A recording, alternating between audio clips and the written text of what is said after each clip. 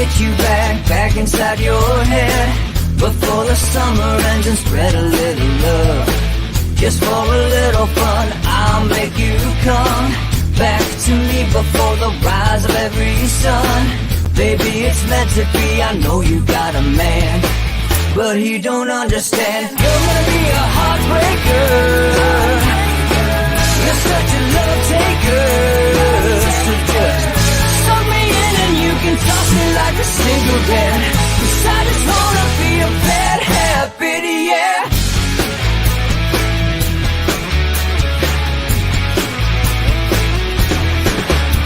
There's rhythm in our love, it's impressive, excessive. You can't make this stuff up. My chest beats, it's restless, wakes the neighbors up above. Yeah, baby, come and show me love. Baby, come and show me love. Because you're gonna be a heartbreaker. You're such a love taker. So just suck me in and you can toss me like a cigarette. 'Cause I just wanna be a bad habit, yeah.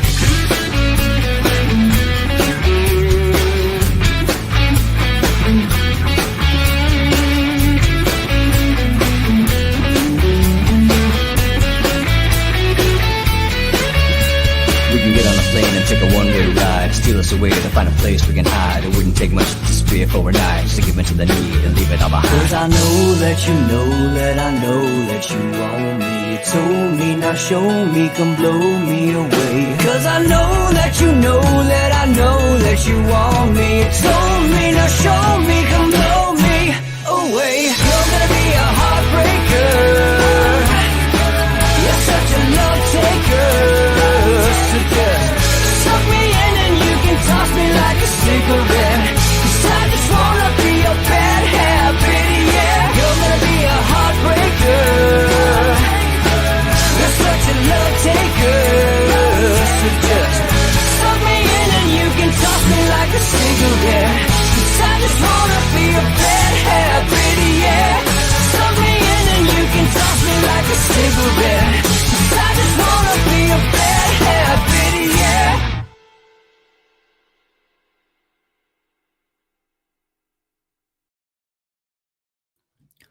All right, it's Monday, August what? We got 3rd here already. Thanks for watching Inside the Numbers with the People's Pundit. I am the People's Pundit, Rich Barris, and you can follow me on Twitter right here if you don't already, at Peoples_Pundit. So I got some hurricane prep to do today, folks. So I leave Florida and come a little farther north, but lest I love the shore, you know. So a hurricane has followed me. So I got some hurricane prep I got to do today. Potentially I may cut this a little short. I think I probably have to. But today we're going to preview what we're going to do in the week, which is really cool. And we'll piggyback off of what we did last week. All right. And we'll talk about the manufacturing number first, which was, I mean, really, I can't ignore it. I said I was going to do this economic stuff separately. And I know that. But this is a big story. Like anybody should be covering this story today. Should be a pretty big deal. The ISM moves the markets, always has, and for months and months and months during the pandemic, and even before then, when people always look to see whether the economy was slowing down, the ISM was a go-to index, both the PMI, which is the Purchaser Management Index, Managers Index for the manufacturing sector, and then the NMI, Non-Manufacturing Index, for the service sector. Today we have the PMI. All right, and then we're going to look at whether Biden has peaked here, okay? Early polls, and I'm going to go off into a little bit of a tangent right now. As I have said for years and years and years, sometimes even a broken clock is right twice a day. So, you know, Obama's leading Romney early, or even, you know, maybe Romney had a 1 or 2 point lead here and there. But for the most part, Obama leading Romney early and then goes on to defeat Mitt Romney does not mean that the early polls were predictive. We have far too many examples of early polls not being predictive, particularly summer polls. And the fact of the matter is we're comparing apples to oranges. Yes, I got some color. We're comparing apples to oranges. You know, I go back almost 100 years in the article that I wrote about this in 2016, which at this point I got to update. Yeah, look, you know, you all know how I feel about YouGov. It's not particularly, it's just the CBS poll, Lisa, is YouGov. They're not particularly reliable at all. And Kay Hagan was up over Tom Tillis, upwards of 15 points. And in early polls, had a solid lead on Tom Tillis. And only Harper polling had Tillis ahead by 2. That was the election. North Carolina was the state that caused us to downgrade the impact that polls have on our modeling because, frankly, they're not very good. North Carolina is not easy to poll, even though it's not one of the harder ones. It is not easy because there are so many Democrats in the southern and southwestern part of the state that tend to still will tell you they are Democrats, yet vote presidential at the presidential level. And when pollsters wait for that, they blow it because they're not waiting for region and education. All right. Or at least they're not doing it properly. But I wanted to get that out of the way. But early polls are just not predictive. Lump what I was just saying all into this category. They're just not. Hillary Clinton was also ahead of Donald Trump in North Carolina throughout the summer. 6-7 points, easy. Even some of the polls that I like, frankly, had her up by 6-7 points. And that, of course, was not going to happen, was never going to happen. In a landslide election in 2008, Barack Obama barely eked out North Carolina, and studies have shown that he did so with the help of illegal residents before voter ID. So, that's the end of that. North Carolina is a difficult state to poll. They've been wanting it like they wanted Virginia. However, with the exception of the triangle, there is no DC suburb in North Carolina. So that trend has been difficult for them. I'll tell you right now, in a little bit, we will start to see at least some meaningful, discernible trend in the polling, unless it's just so egregious. And I am starting to suspect perhaps it will be, because I just know too many people in this business. You only hear about the public polling. We don't. and for the most part, this is a tight race, even for people on the left that I know who poll. They're not finding this Biden blowout like the media shows. They're just not. And it does seem to be, even in the public polling, that perhaps Joe Biden hit his high mark and is on the way down now. And that is not uncommon for Democrats to do during summer polling. It's just not. It happens a lot. It's gotten more. That trend has been further exacerbated over recent years and recent election cycles. You can take that for what it's worth. Increasing difficulties in the polling industry, added pressure on the pollster and the media industry. You could take that for what you want to take it as. But, two things that I see. One, Trump's approval rating seems to be headed back towards a equilibrium, or at least close to an equilibrium. And the head-to-head polling is starting to tighten. That's true even in the battleground states, where you see Biden, and even we, even we had saw Biden leap out a little bit just now to get much closer. And then there's some strange things happening, which are I saw the Democracy Institute polling. Somebody asked me over the weekend to discuss that. I'll touch on that a little bit too. I did see that over the weekend. I like to see more when a pollster releases stuff. I just don't want to see your top line numbers and how you ordered the questions. There should be a little bit more information with that. And I'm sure in the end, maybe he will release that, or maybe he gives it to Express UK and they do what they want to do with it. I don't know. But I don't know how their relationship works.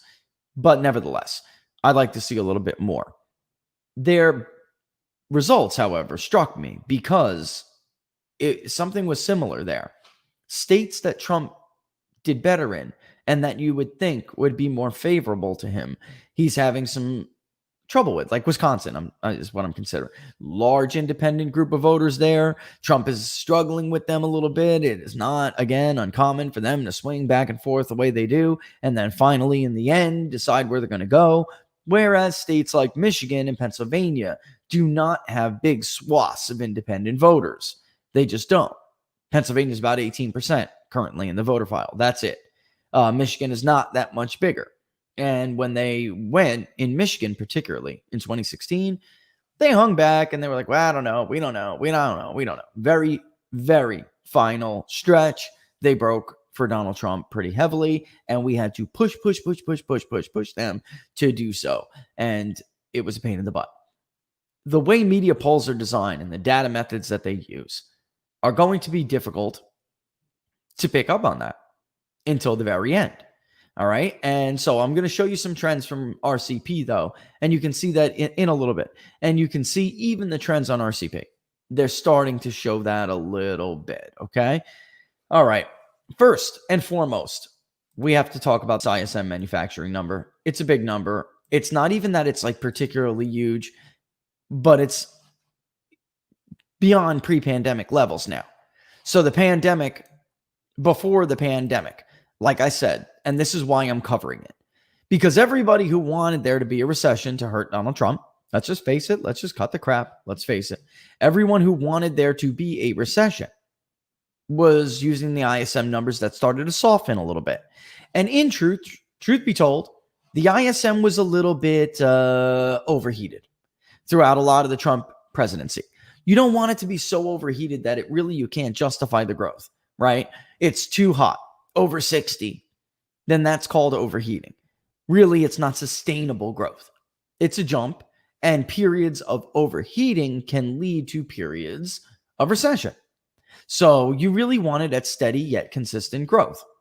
And during the early part of the year, even late 2019, when everybody was talking about that, using the PMI and the NMI as a way to move the market, and the markets, they do move from these indexes, or have in the past before the pandemic. There was some softening. It was still solid, but there was some softening. And now we're looking at this basically beat the forecast. That's the second month in a row, continuing the expansion cycle. And I'll just read this basically verbatim. PMI surpasses pre-pandemic levels. Hits the highest level since April 2019. So we're looking now at a level, and it's not a relative survey, folks. We're looking now at a level, and you'll see the chart in a second, that is going back to like the gangbuster era. The Institute for Supply Management Manufacturing Index, PMI, came in stronger than expected, or 54.2 in July. Sorry, I didn't get a chance to put my contacts in. Everything's blurry. Up from 52.6 in June. This reading indicates an overall expansion in the economy for the third straight month after 1 month of contraction due to disruptive efforts to mitigate the spread of coronavirus, COVID-19. I am so sick and tired of the media going, this contracted and this fell this much because of coronavirus. No, that's not accurate. It's not because of the virus. A virus is a virus. Did the virus go in there and stop, like grab everybody's wallets? Put it down. No consumer spending for you. No, the policy to mitigate the spread of coronavirus is what did. That is what is to blame.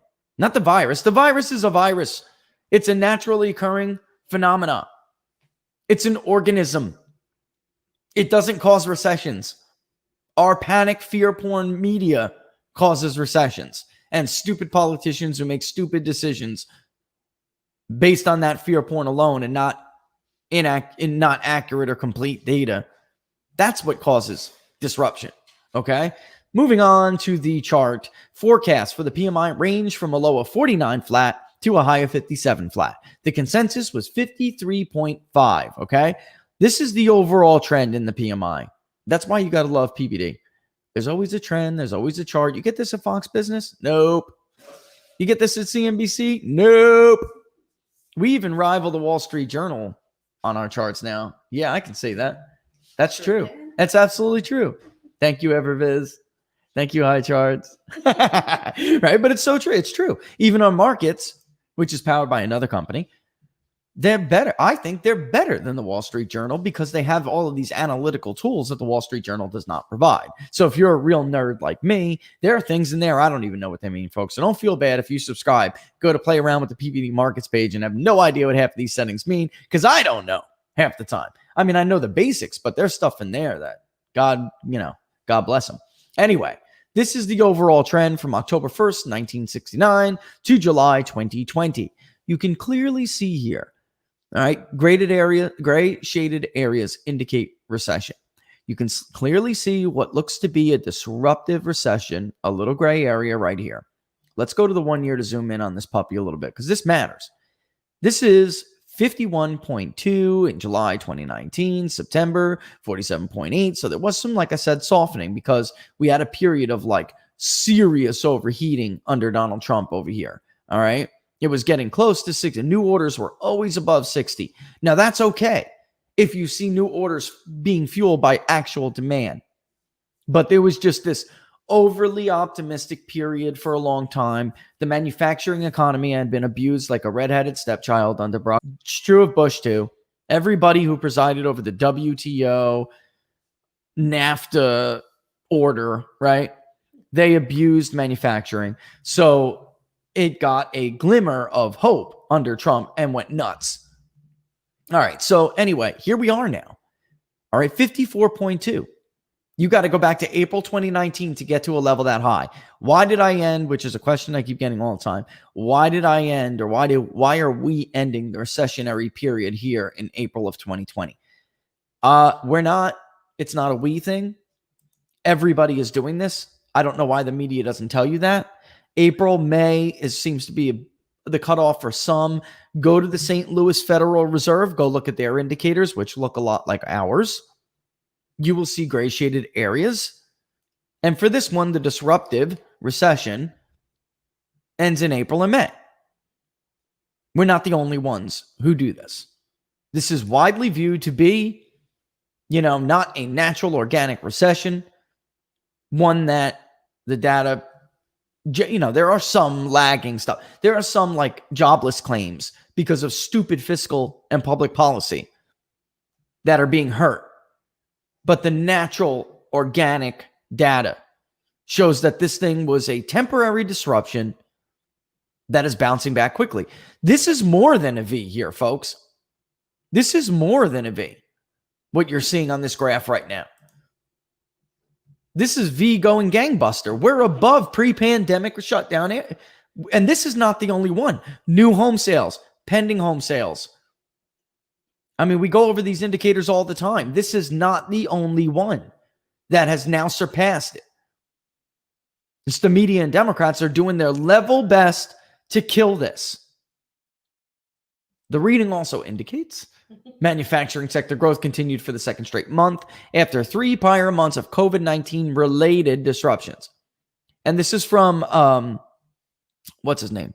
Fiore, who runs the Manufacturing Business Survey Committee. Panel sentiment was generally optimistic. 2 positive comments for every 1 cautious, not negative, cautious, continuing a trend from June. They're cautious because they know damn well the politics surrounding this economy they're out of control. They're optimistic, cautiously optimistic, because they're afraid of basically what their own politicians will do. Demand and consumption continued to drive expansion growth, with inputs remaining at parity with supply and demand. That's called equilibrium. It's a beautiful thing. See John Nash. Anyway, demand is growing as is evident. Yes, a beautiful mind, right? They made a movie about him, John Nash. Demand is growing as is evident by the strong gain in the new orders index at 61.5. Solid growth. And that's being supported by that. That's an increase, by the way, of 5.1 points from last month's reading, which was already strong, 56.4. New orders are being supported by the new export orders index, which has now re-entered expansion territory. That means, and this is the thing with the, some people follow the Marquis PMI. We follow the ISM because it's a market mover. And we've debated whether to add the Marquis. Mm-hmm. If you talk to Lighthizer, who is Donald Trump's U.S. trade representative, he will tell you you should be covering the Marquis PMI. If you really want to be more representative of the U.S. economy, you should be following that. Because this one isn't just about domestic manufacturing and the impacts and the strengths of domestic manufacturing. This one, the Marquis is more driven towards a domestic. It's more of a domestic indicator. This one is no doubt. I mean, it's the Institute for Supply Management, folks. Really. This, though, shows this is something the Marquis one cannot do, which is tell us how strong is demand for our products overseas. So we have Donald Trump trying to revamp supply chains, supply lines. He saw what happened to us during the pandemic, and he said, this is why I've said politicians have been stupid for decades and decades. You should not rely on an enemy to survive. And this will tell us whether or not people are actually demanding our products. This is a good reading. This should be the number one. This result should be the number one story on Fox Business today.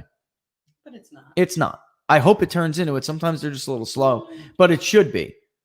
Because, I mean, you should be covering something the government is trying to do, a policy that they're trying to implement, a direction that they're trying to change. You should be covering that. It's called real news. It's real news. This is real. No, right. They are bogged down by palace intrigue garbage, which we're going to talk about a little bit later in the show.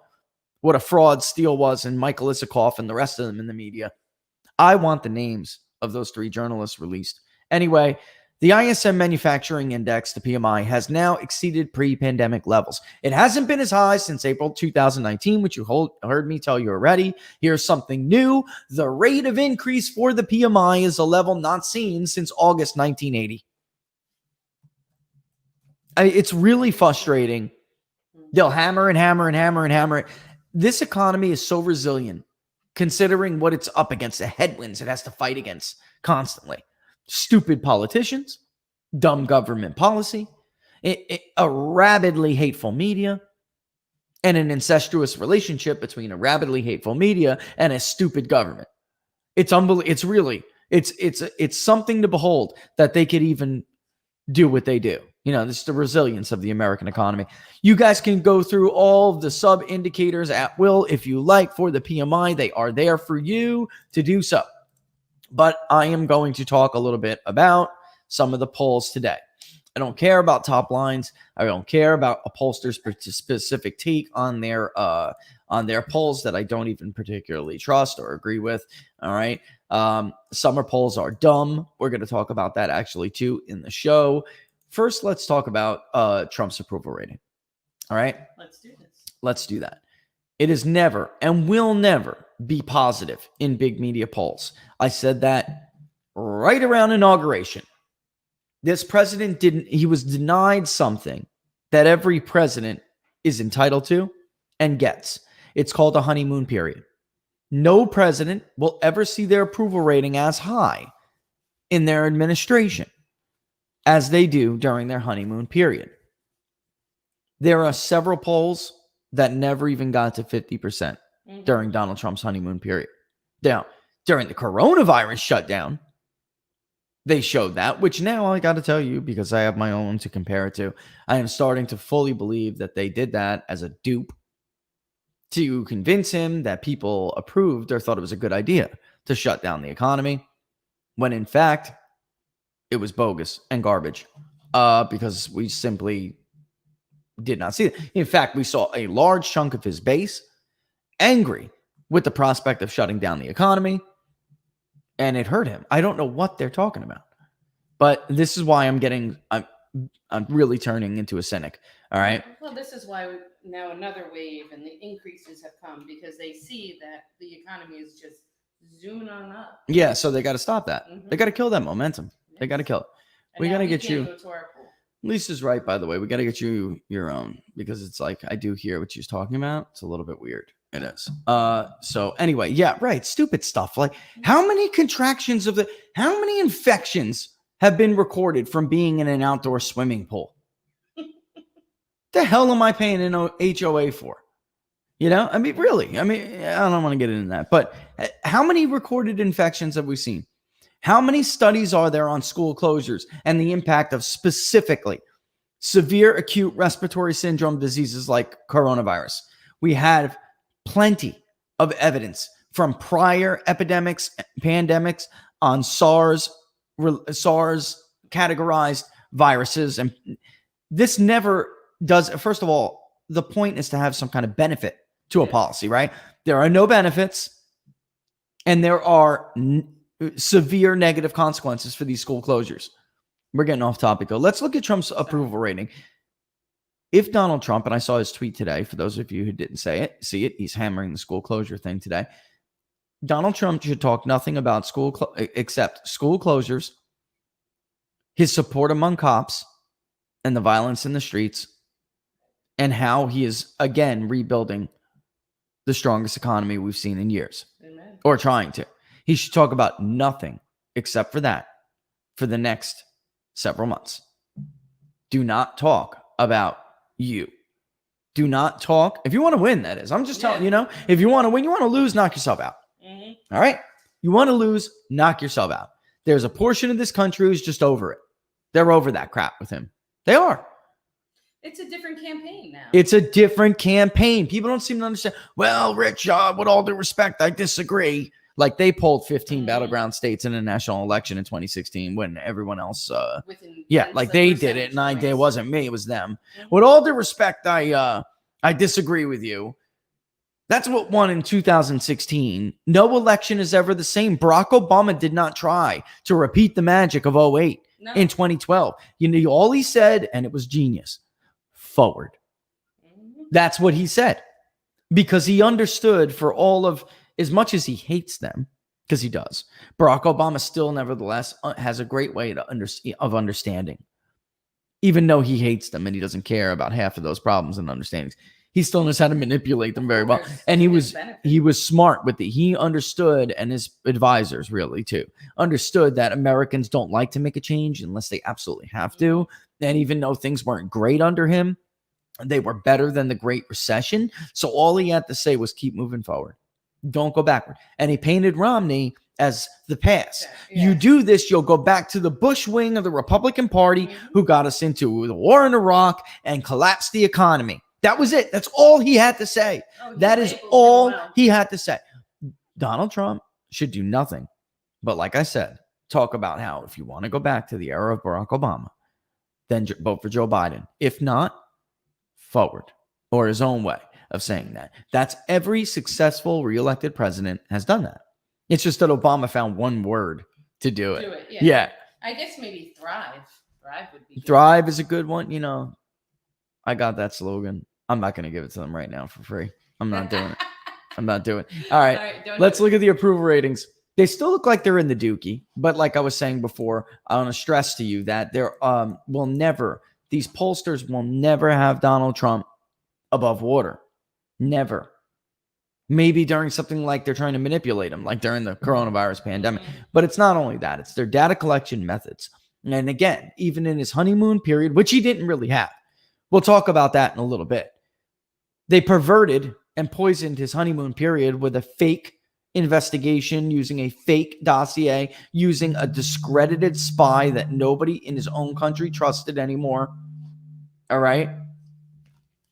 Amber alert, in case you guys heard that. That's what that is. Oh, it's the national weather? Okay. Yeah, we got a hurricane coming. That's why I said I have to shorten the show. But keep that in mind and keep that relative. So here is Trump's approval rating, okay? And we can clearly see here that this is, and I want you to keep an eye on this period right here, okay? Because you see him climbing. His disapproval, is climbing. And his approval is falling, all right? We now have a pretty significant reversal. And we've seen that before. We've seen it here, all right? Look familiar, the beginning of 2019. We saw it here, height of the Mueller probe, okay, or at least the kickoff of the Mueller probe. Parts of just constantly beating him with the Mueller probe here, all right? And I'm showing you this on purpose. But you've clearly seen that he hasn't widened his disapproval to those levels ever again. That is just simply never, he has never fallen down there again, at least not in normal polling. Yes, you'll always have those outliers. And if you can look at the trend, if you can see it, the widening and then the shrinking gets a little bit progressive each time. What do I mean by that? It's just very common with an incumbent president. He'll be the best he can be right here during the honeymoon. Then he runs into tumultuous times, right? As time goes on, you see a convergence. You damn well saw him flip above water here, okay? Right before the height of the pandemic started to hurt him. But now we're seeing this reversal again. All right, keep that in mind while we flip to this next screen. And we're going to talk about why, was it Biden really? Was it Biden that was causing this? Or was it just Donald Trump's approval and the unprecedented events that are going on, right? This is what I'm trying to explain to you folks, all right? All right, I just have to hit that one more time so I can put up the next one. So here's the general election, all right? And I hate these two-way general election polls. It'll almost never be a two-way election. There will be somebody. We always mimic the ballot. Always. Whether it's a congressional district, it's a presidential race, we always mimic the ballot. Always. Why? Look at the governor's race in 2018 with Ron DeSantis. All of the polls were DeSantis versus Gillum, DeSantis versus Gillum. There was like 7 choices on that ballot, and they all get something. And for when you're looking at very close races, those prefer not, another candidate or whatever it may be. They matter.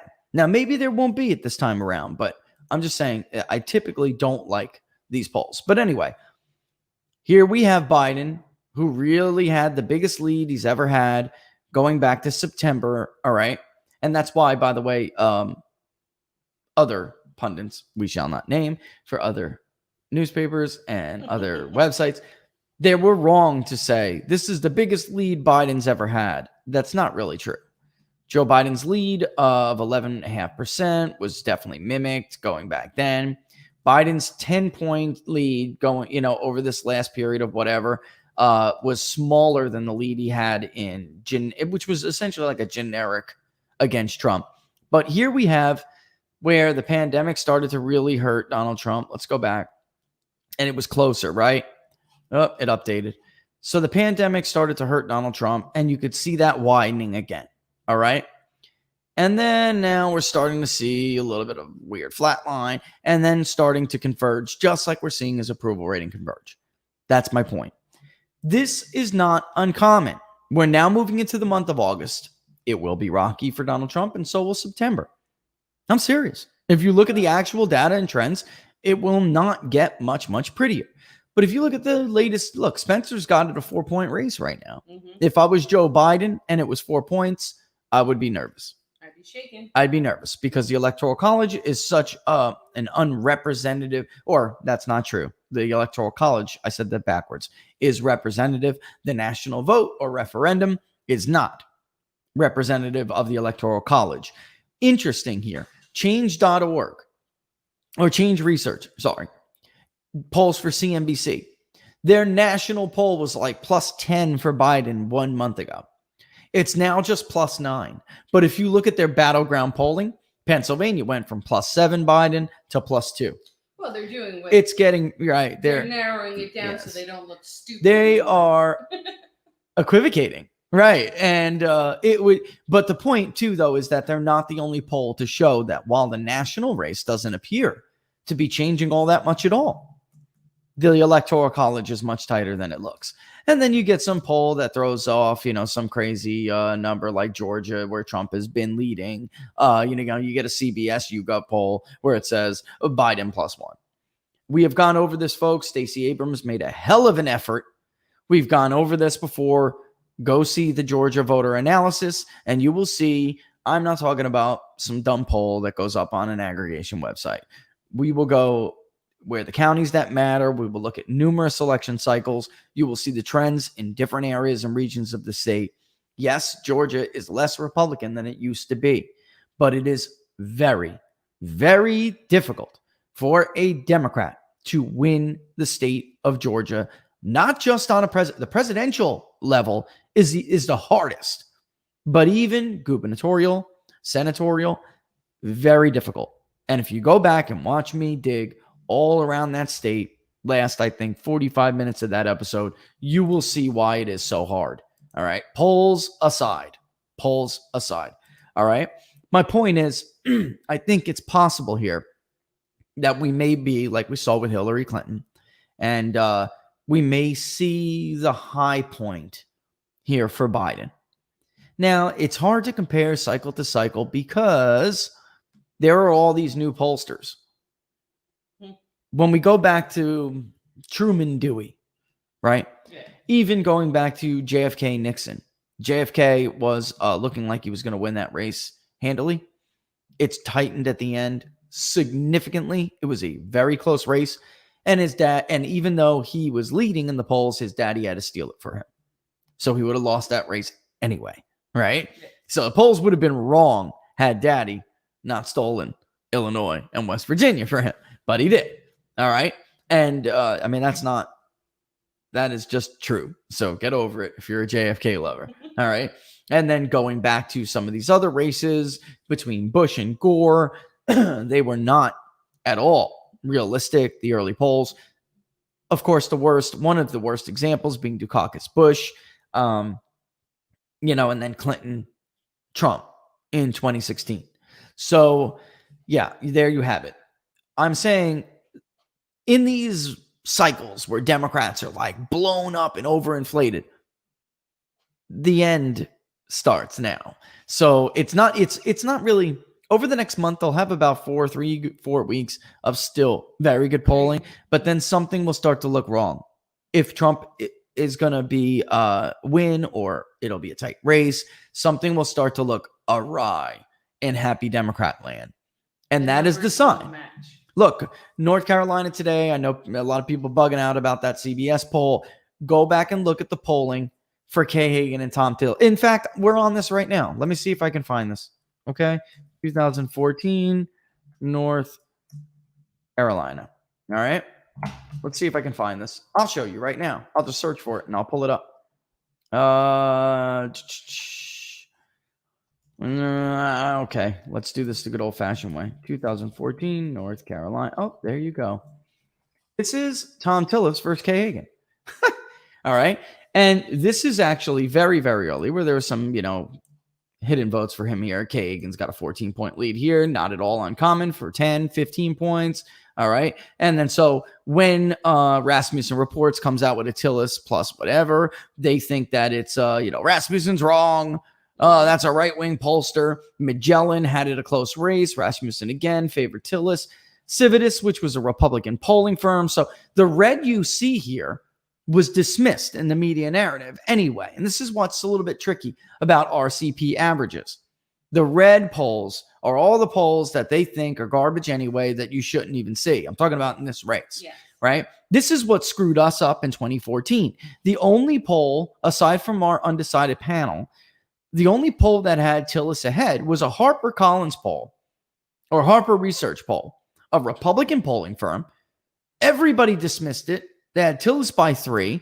Hagan clearly had a lead in the very last 1.5 weeks of October. That lead started to dwindle down to +4, +2, +3. And she went on to lose. My point is, folks, it was never Hagan +15. It was never Hagan +7. Never. There was always about 20% of the undecided vote. That's what we had in 2014, about 20%. And we'd asked them, we didn't even poll traditionally. No. We were talking about very small, 150 people who are undecided. What are you going to do? And at the end, they broke for Tillis, but it was always very close. Close enough where you could essentially say it was maybe Hagan +1, Hagan +2, Hagan +3. Never Hagan +7, +10. Never. I don't know where they got that from. And we, against our better judgment, allowed the public poll top line results to distort what the model was saying. And that was our missed call that year. And that was the year where we said, never again. We will take the demographic breakdowns of their vote share. That's why we don't use all polls. Because if they don't give us the internals, their data, then we can't do anything with it. Like I was saying before with the Democracy Institute, I have no reason to question the guy at all. I'm simply saying I would not be able to use his polls in the modeling if he didn't give me his internal data to tell me, well, what are men doing? What are women doing? And it's more than that. What are men in when we do it on our own, what are men in the Sun Belt doing? What are men in the Rust Belt doing? Like that's a totally different man than a man in northeastern United States, Also, what is a Christian man doing? What is a non- That's right. I mean, right. Everything matters. Those are called nested variables, folks, all right, where you nest them together. So like Laura just said, an evangelical male. What about them? That's totally different than a male in New Mexico who lives in Albuquerque That's totally different than a man who lives in Vermont. They're not the same. So you can't just take, it's just a different world. Even if they're in the same pay grade, Yeah, and same income levels. creed, Yeah, but in different parts of that's the right. state, your environment, Region. develops.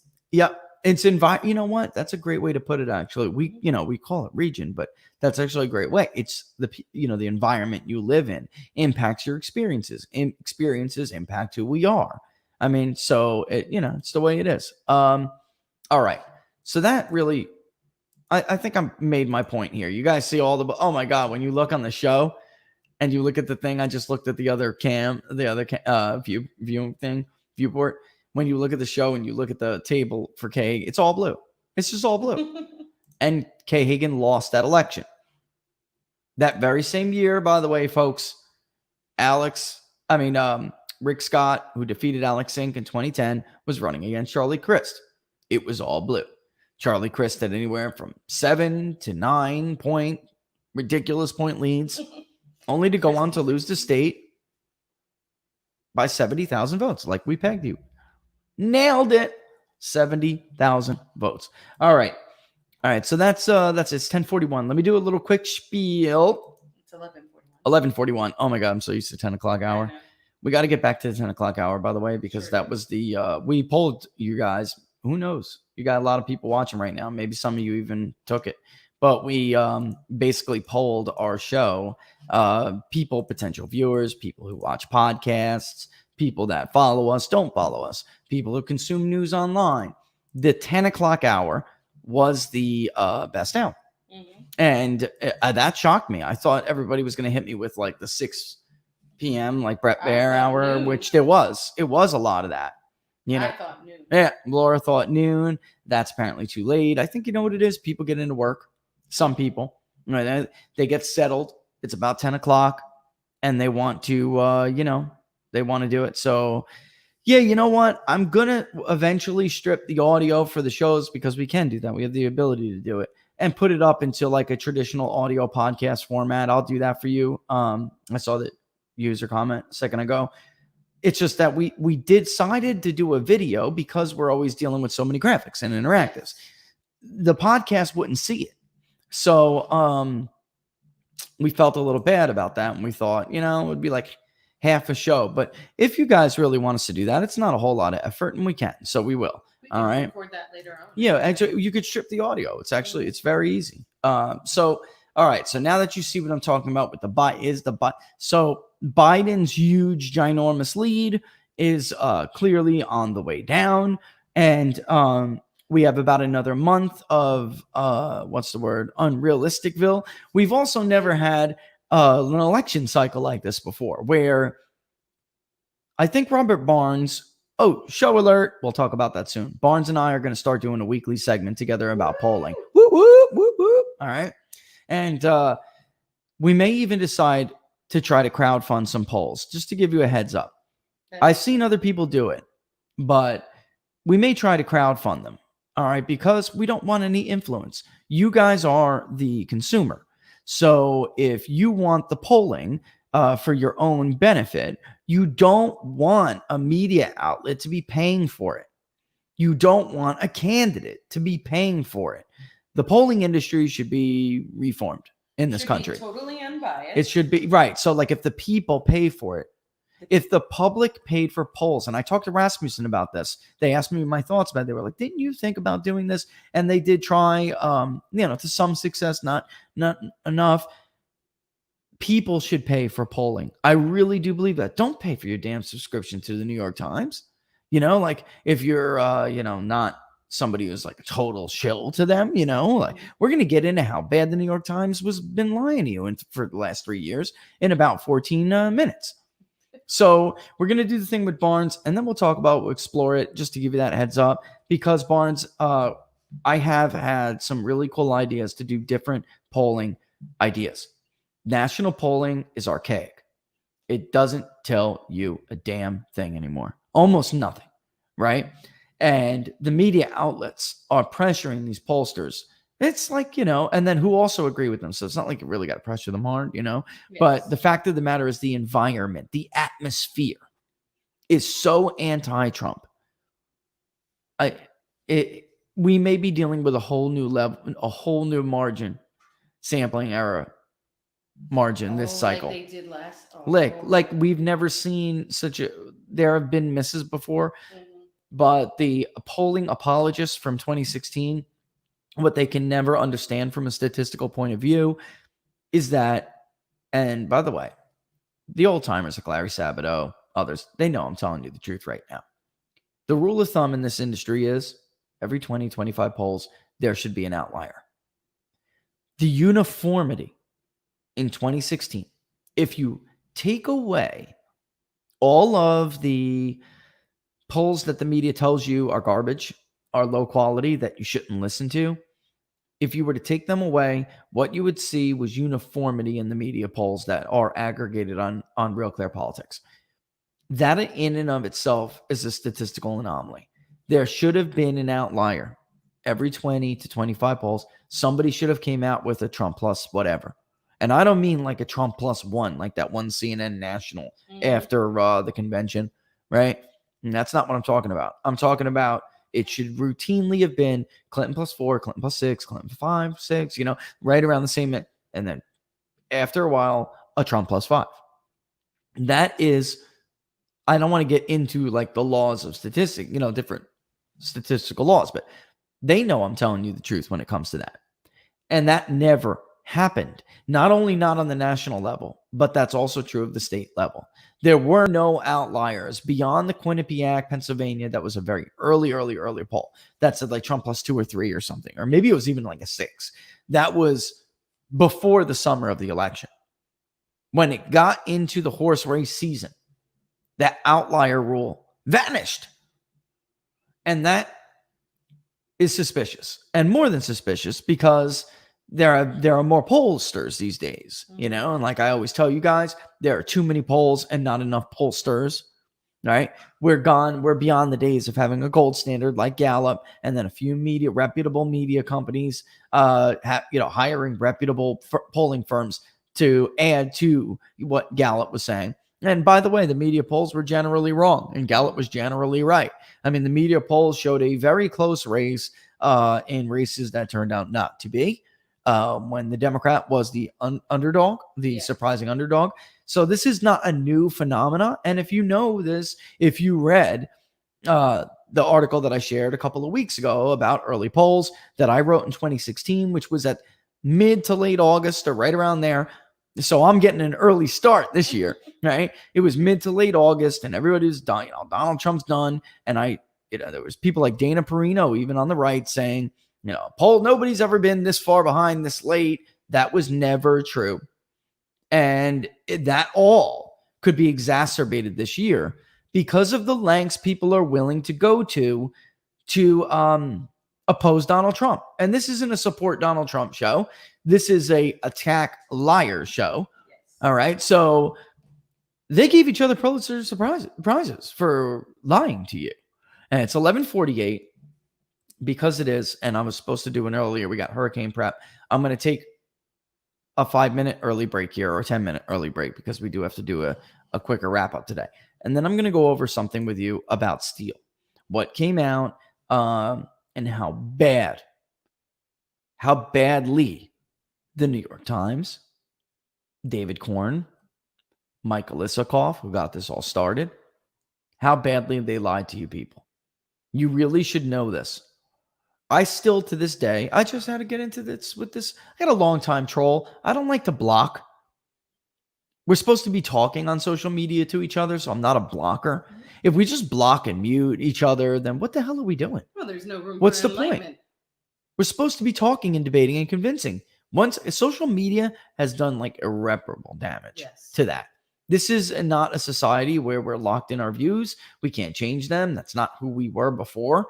It's becoming who we are now, but it's not who we were before. So I'm not a blocker unless they're malicious, like like the Muslim extremist groups who threaten our children, stuff like that. That happens a lot. That's fun. Or it doesn't much anymore. But when we were covering the rise of ISIS and I was explaining the real threat while the Obama administration was lying to you, we got horrific stuff, so stuff like that's blockable, maybe even report to the FBI-able, but when it comes to political debate, I don't even want to get into that, but one threat was particularly bad. It was like a bad threat. But anyway, when it comes to political debate and discussion, you're not supposed to be blocking each other. We're supposed to be talking to each other. And I got this one troll, longtime troll. I'm not going to say his name. This longtime troll, he still believes the Russia collusion narrative.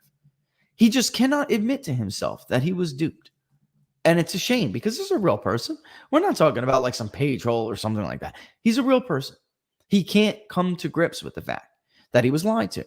And in fact, James Hodgkinson, who shot up the baseball field when Republicans were practicing for the congressional baseball grant, fully believed two things. And before Facebook scrubbed his page, we took it all down and reported it.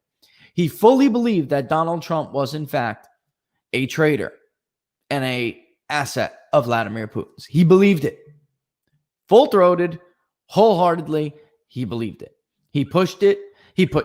He signed and shared and pushed change.org petitions to remove Donald Trump because he was a threat, a spy, a traitor.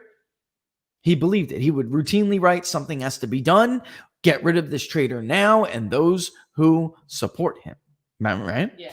And then the second thing is he fully believed Warren when she went to the Senate floor and said, if Republicans repeal Obamacare, the Affordable Care Act, otherwise known as the Affordable Care Act, millions of Americans will die. Americans will die. He absolutely believed shooting up those Republicans would save lives. Because he was told, right, because he was told, and of course he's a sick individual, but this is why words matter. This is why you don't fabricate outrageously false and erroneous stories about your political enemies. And you damn sure don't use that fake fabricated information to try to persecute and prosecute them, their family and friends and supporters, which is what happened. And we're going to talk about that in a second. So let me take a hot break. We'll come back after Bad Habit and we'll talk about this Christopher Steele story. All right. Give me 2 minutes. Be right back.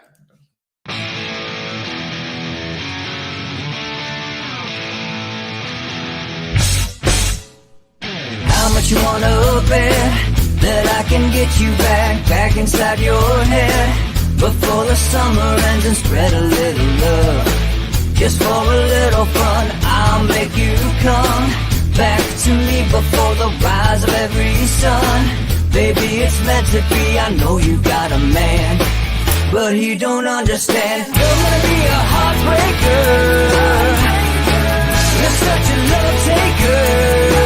So just suck me in and you can toss me like a cigarette. 'Cause I just wanna be a bad habit, yeah.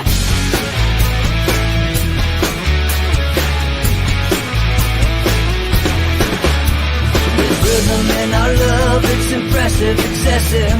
You can't make this stuff up. My chest beats, it's restless, wakes the neighbors up above.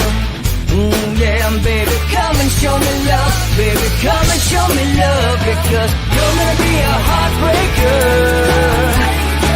You're such a love taker.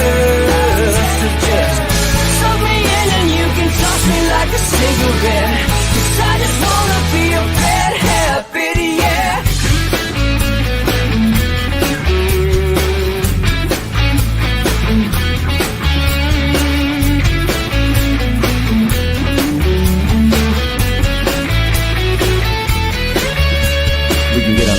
Take a one-way ride, steal us away to find a place we can hide. It wouldn't take much to spear for knives to give in to the need and leave it all behind. 'Cause I know that you know that I know that you want me. You told me, now show me, come blow me away. 'Cause I know that you know that I know that you want me. You told me, now show me, come blow me away. You're gonna be a heartbreaker.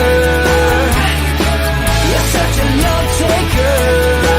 So just suck me in and you can toss me like a cigarette. 'Cause I just wanna be a bad habit, yeah. You're gonna be a heartbreaker.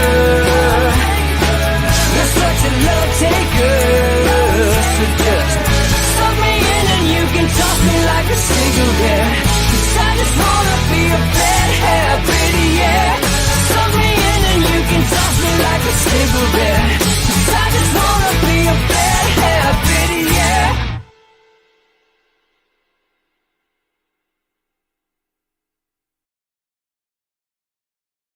Dun, dun, dun. We're back. All right.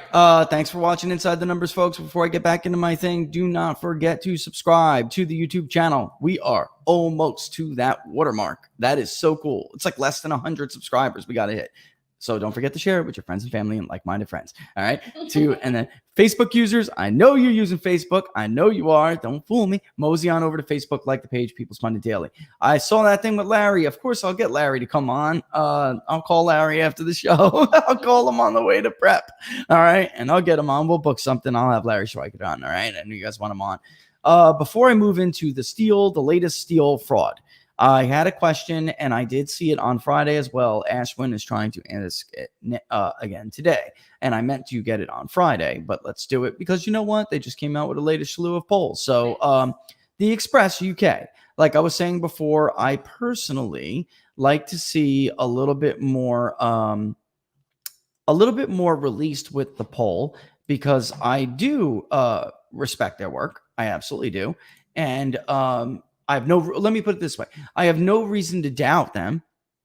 No reason whatsoever. They got Brexit correctly. They got 2016 correctly when other people did not. All right. It doesn't seem to be loading up. I was going to try to pull it up for them, but yeah, I mean, I still, though, in the end, and maybe I'll just try to contact David and ask him. I would like to see more released with the poll and more about how the poll was conducted. That's just something about me. If you guys go to APOR, which, look, APOR is not a right-wing Trump-loving organization. They're American Association of Public Opinion Research. But I have always found them, in my dealings with them, to be fair. All right? I asked them to review us during the Transparency Initiative, which is an initiative post-2016 for pollsters, and even I could have done things a lot more transparently, I suppose, and I understand the value in this effort. And that comes with like simple thing they asked to do. Release a checklist with a few things about how you did it, right? I don't see why, and even big media pollsters don't do it. They don't comply. Spence at Emerson does, and some other ones do, but none of these panel polls, like the CBS Battleground Tracker, the YouGov, that's not even a voter panel. YouGov is not a voter panel, folks. I hate to break it to everybody. They're a consumer file, basically. Yes. That's basically what they are. They are not. I dare you to try to prove to me you're deduping that up against a voter file. You're not. I know you're not because I know every vendor in this industry. I know where you're getting your panels from, and those are consumer files. Is there some value into that? Sure. I suppose if there's a population that doesn't typically vote, that all of a sudden decides they're going to vote this year, well, guess what? They'd show up on the voter files and the panels created from voter files anyway, because they update bi-weekly and monthly. So offering a 20-year-old girl 3 points towards a Kohl's card to take a survey so she can go get lipstick or mascara or whatever it is that she wants is not a legitimate way to poll people. And that's why they suck. That's why their results are not good. That's it. I mean, that's really all there is. I mean, there's nothing else to it. Go back. Don't take, you know what, folks? Never take my word for this stuff. Go back and look at YouGov's, especially their age breakdown, for instance. Right? Yes. Go look and see if they were not just a tad bit optimistic about how many young voters were going to show up for Hillary Clinton. And then the breakdown they were going to go for her by. Knock yourselves out. It's a joke. It's cringeworthy. It's a joke. Those were college students hoping to get like a gift card because mom and dad said they're not paying anything but tuition, so they got to get a job. I mean, it's true because you know it is because we've run into it. We've tried this before, and then all you get are people like that. You go to dedupe them against voter files. You upload the CSV file to dedupe them against. And what do you get? Record does not exist. Record does not exist. Record does not exist. You uploaded 10,000 entries. 8,975 of them do not exist. We could not find a match to that last name. We could not find a match to that address. Which means they never voted. Which means they are not registered to vote. Right. They have never voted. It's a joke. I'm sorry, but it is a joke. That is like a business over there. Do they have some value for others? Absolutely. And I personally loved YouGov's brand index. I used to love that. And when they would do that with media organizations and everything, their brand index, like, how are you? Like, these are Fox News viewers. How do you feel about Fox News? You know, what kind of image do you have for them? How long you've been watching them? I used to love that stuff. Interestingly, the brand index went away, at least as far as I can tell publicly. It went away when Fox decided to run interference for Jeb Bush and Marco Rubio, Yes. and then even Ted Cruz when Donald Trump was rising. Fox's brand index tanked. And then all of a sudden the brand index went away. Woo, poof, magically disappeared. I will say this, Ashwin, just to say what I can about it, because for whatever reason, their thing is not loading up. And maybe, see, that's what I'm talking about. Maybe there's something going on. Maybe they're uploading new stuff, hopefully. Maybe they're taking a lot of crap for not putting enough. I don't know. I have no reason to doubt their work and the credibility of their work. I just personally would like to see a little bit more. Where are the crosstabs? Like, there should be at least cross tabulations. You should be able to explain what the sampling errors are for subgroups within your poll. Like, I have no problem following the APOR Transparency Initiative guidelines, and I don't know why the hell everybody else isn't either. However, I'm not picking on them because nobody does. Fox News doesn't. Mm-hmm. Anderson Robbins Research doesn't. CNN doesn't. Hart Research doesn't. For NBC, Wall Street Journal, they sure as hell don't. I don't see any of that for them, so I'm not picking on them, right? At least with Rasmussen, the deal with Rasmussen is that's part of their business model. It's there. It's not like it's not. And if you're APOR or you're a journalist and you want to see those crosstabs, they're not going to make you pay for them to validate their work. We call them all the time. Hey, man, can I see your raw data? How'd you come up with this? It's for consumers. That's for consumers, that paywall. So they're not breaking any guidelines there. In fact, they release more than half everybody else, right? I just will say this about those polls. It would be hard in my mind for Trump to lead nationally. The trend that I argued 4 years ago between the disparity between the Electoral College and the national vote has only grown. It's not just true of the polling that we see. That is not just the case. It is also the case with the census data.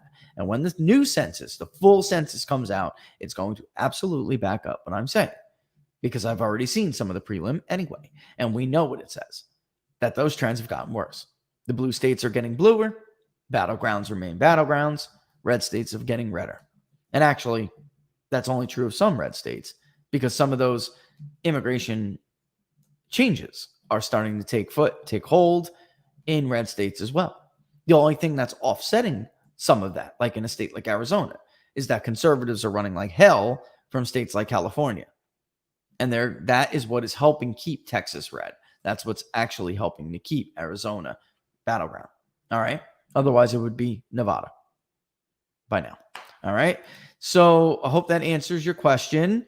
I don't think, look, with the Biden replacement things, I don't think they will replace Biden. Biden is on the ticket. It would be incredibly disruptive and political suicide to replace Joe Biden on the ticket. We all know he has dementia. As a matter of fact, I will show you he has dementia. Good afternoon, everyone. Welcome to Kingswood Community Center. Actually, that's the one down I used to work. That's a joke. You didn't know where we were. Anyway, it's great to be here. And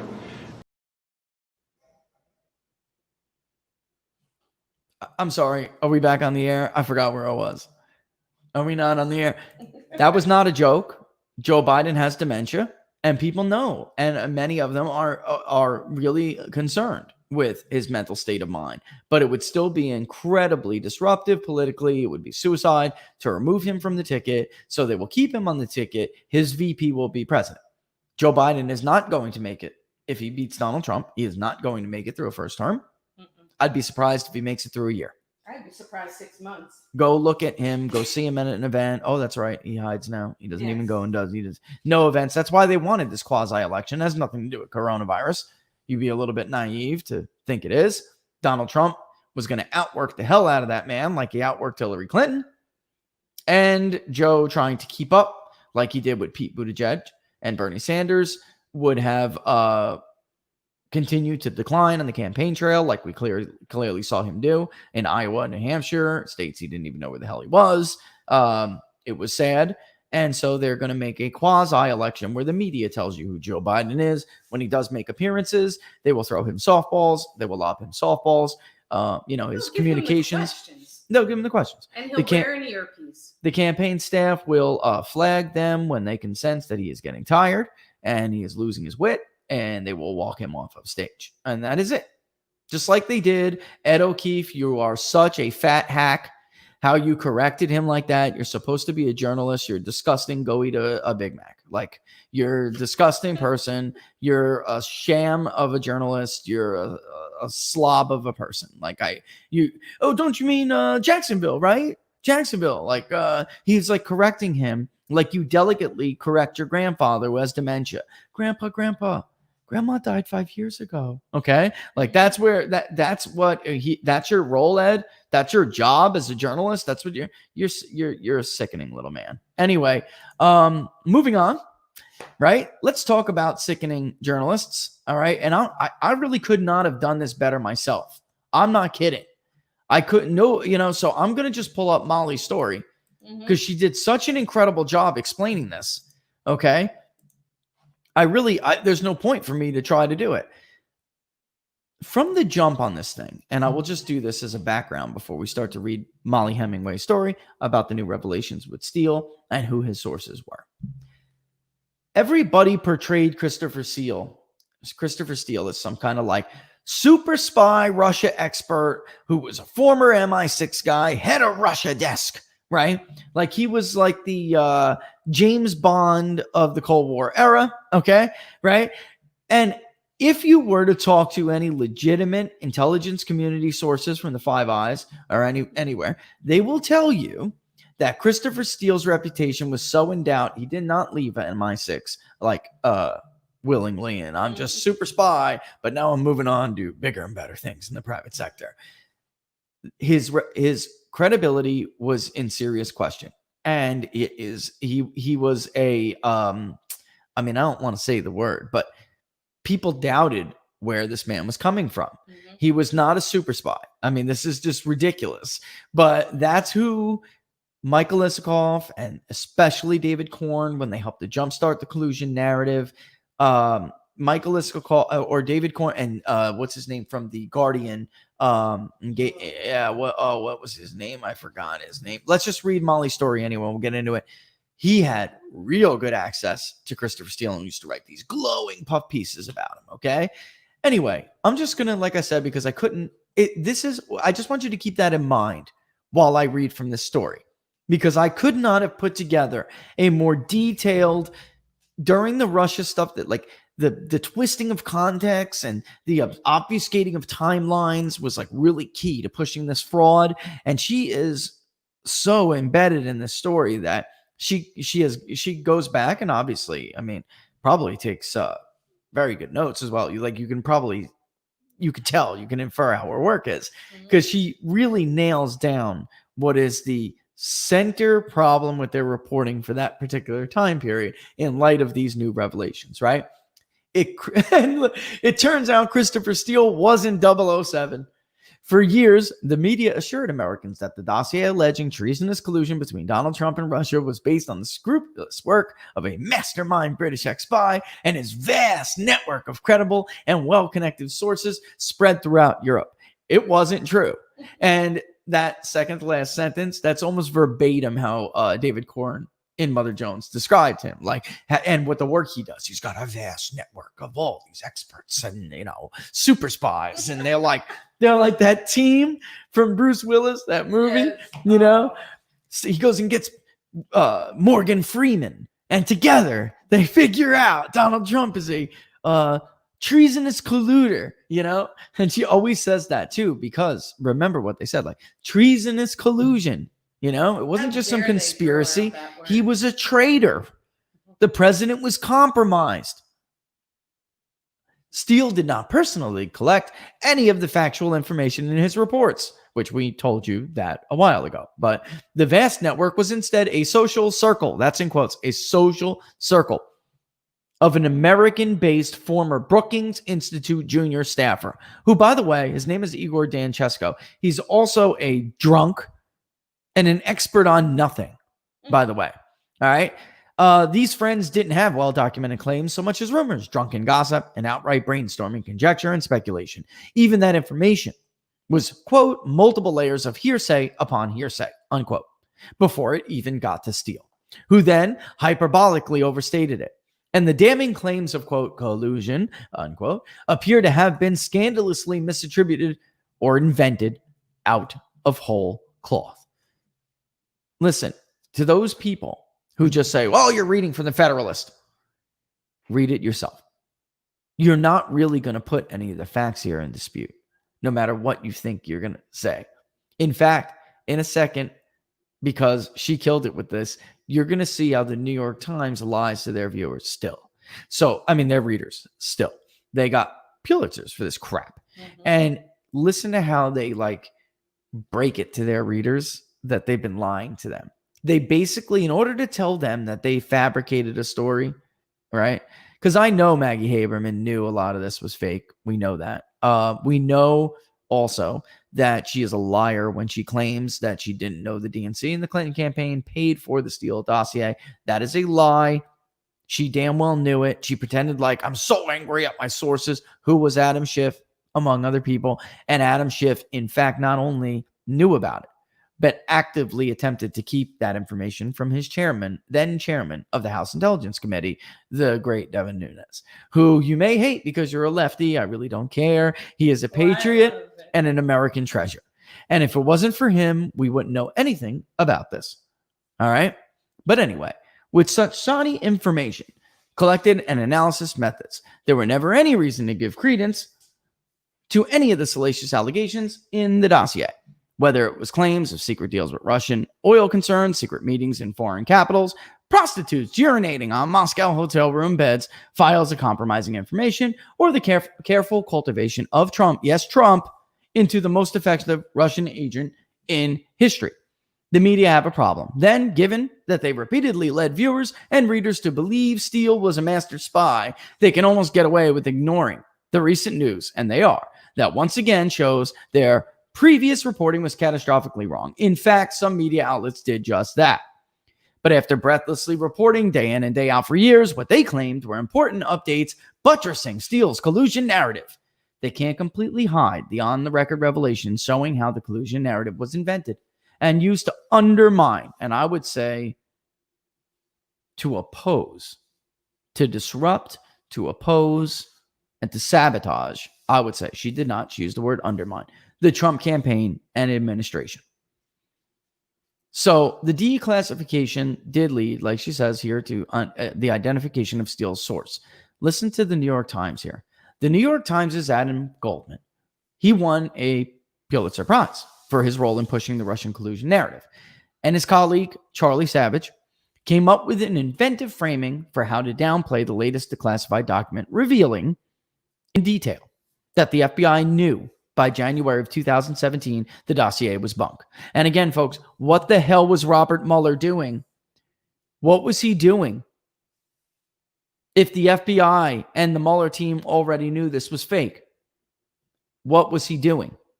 Perhaps because the New York Times played such a pivotal role in advancing the Russia collusion narrative. They buried the explosive news deep in the second half of the lengthy story, and instead went with, this is their headline, the FBI pledged to keep a source anonymous. Trump allies aided his unmasking. That's how they break it to their readers. They've been lying to them about this particular element. And I mean, they've been lying about everything, but this particular element to the Steele dossier story. This is how they break it to their readers. Fabricating yet again, because the allegation here is the FBI said they're going to keep the source anonymous, but Trump's allies unmasked him. Now they care about unmasking. They care about the unmasking of a drunken Brookings Institute hack, former Brookings Institute aide. But they don't care about the illegal unmasking of a 3-decade of Michael Flynn, who had 3 decades of service to this country. Right? First of all, there's no evidence. And I'm not reading off of Molly's thing here. I just want to say there's no evidence the FBI pledged to keep the source anonymous. They cite more anonymous sources to fabricate this headline. We don't even know this story is true. We're back to unnamed sources to prove our reporting of using unnamed sources before that turned out not to be true, really wasn't that bad. But we need somewhere to bury the lead. We need some story to put the truth in the 8th or 10th or 12th paragraph. It is a common trope for media who push the collusion hoax to fret that transparency about the Russia collusion hoax will harm the Republic. Here are a few other times that they did. All right. The reporters provided no evidence for their main claim that the FBI pledged to keep Dan Chesko's identity a secret. Although they do report he was given immunity for speaking with the FBI about his conversation with friends that ended up in the dossier. They do not explain why such immunity was requested or granted. In his December 2019 report, Michael Horowitz repeatedly wrote that the FBI's interviews of Steele and the person now identified as Dan Chesko should have made the agency realize that their Russia investigation had massive problems. Horowitz strongly criticized the Russia collusion investigators for falsely portraying the dossier and the results of the interview to the secret Foreign Intelligence Surveillance Court in order to be able to continue spying on Trump associate Carter Page. And I'm not going to read what he says there, but bottom line is she reinforces what she's saying. And then we can talk about the applications to spy on Carter Page. We've done this on the show before, 2 of which already known to be illegal. The other 2 will be deemed such as well. I mean, it's just, but this is also important. So Dan Chesko says that his source was Sergey Millian, a Russian-American businessman. Steele also said that Dan Chesko met with this individual 2 or 3 times. And actually, I should have said that Steele says, Dan Chesko says that Sergey Millian was his source and that Dan Chesko met with him 2 or 3 times. But Dan Chesko himself said he never met Millian. He never met him. And that this is about remember the P tape story, that it came from someone else. Millian does say that he got 2 emails from Dan Chesko, but he never acted or responded to them. Dan Chesko believed Millian might have placed a phone call to him. You believe this? Dan Chesko believed Millian might have placed a phone call to him, although he didn't identify himself. But in this call, the individual said no exchange of information between Trump and the Kremlin had anything bad about it. By the time that information got to the Steele dossier, the source was supposedly acknowledging that, quote, the Russia regime had been behind the recent leak of embarrassing emails emanating from the Democratic National Committee to the WikiLeaks platform, unquote, and that the relationship between Trump and the Russian leadership was a well-developed conspiracy of cooperation. Under oath, however, all of that, of course, those suppositions all came from CrowdStrike, right? We know this, that they took the material off of the DNC. Sir. But CrowdStrike, the president of CrowdStrike himself, under oath, admitted there was no evidence anything was removed from the server. Nothing. And went under pressure from Republicans on the committee, tried to twist some ridiculous potential scenario where everybody took screenshots of what they saw. So nothing was actually taken or downloaded off, but it doesn't mean it wasn't them, because they could have taken screenshots? WikiLeaks released all of the attached documents. Those were original emails. You cannot take documents with a screenshot. How did they get JPEG files?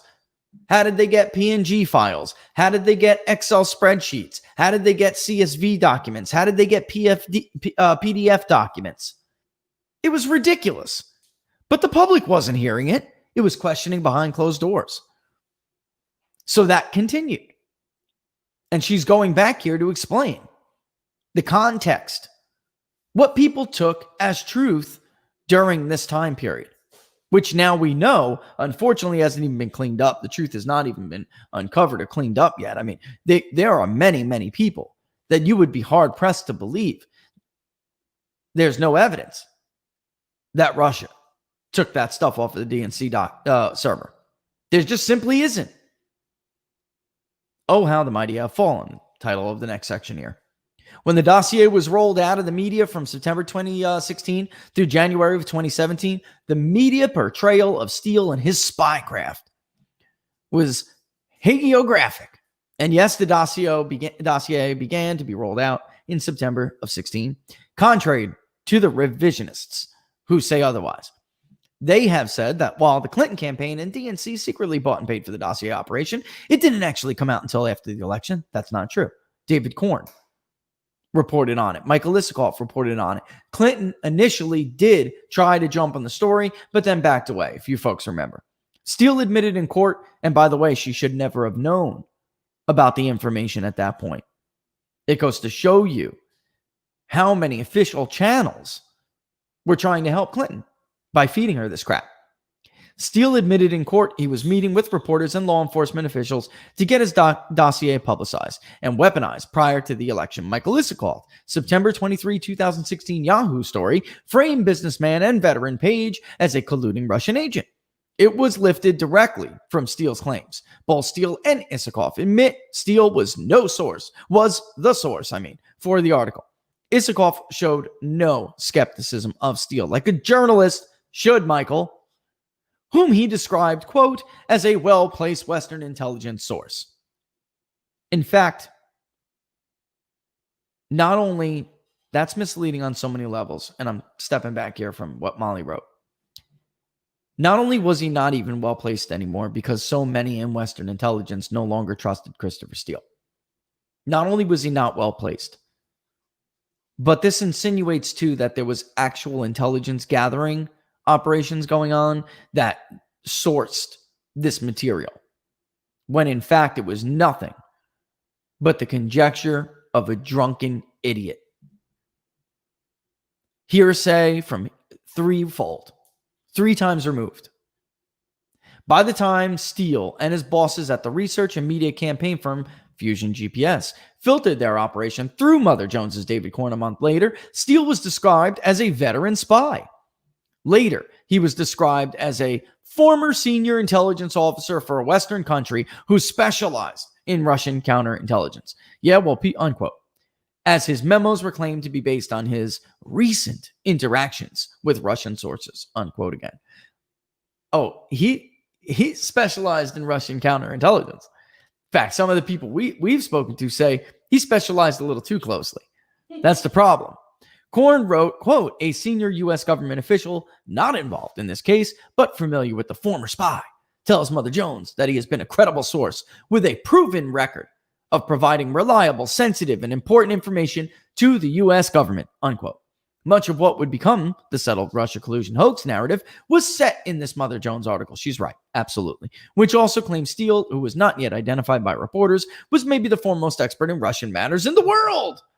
He spent, quote, almost 2 decades on Russian intelligence matters, and who now works with a U.S. firm that gathers information on Russia for corporate clients, unquote. That's in fact not everything Fusion GPS does. They make it out like Fusion does that solely. That's their specialty.